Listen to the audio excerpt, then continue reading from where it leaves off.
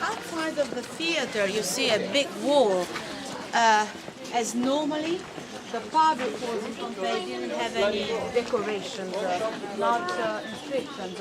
But normally, because on the the main streets, very often they had advertisements. They were commercial publicity, so outside the shop, for instance, or political publicity before the elections. Now, notice at the end of this path here, we have a passage, we have an arch. Well, that's one of the original gates. This one was called the Stabia, because it led to the village of Stabia. So on the left and on the right we have pieces of the city wall, the perimeter of the city wall.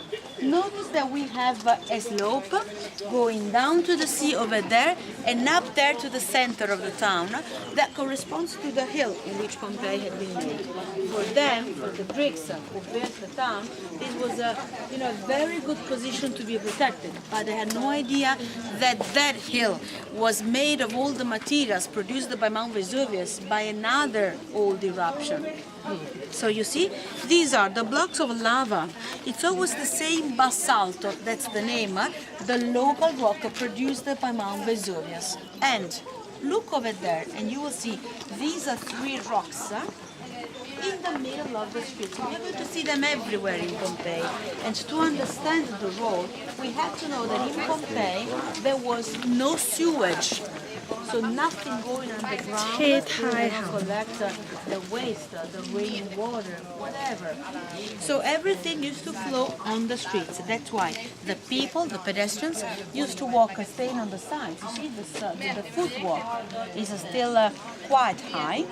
Then when they needed to get across, they did like this. From one side to another one, stepping stones.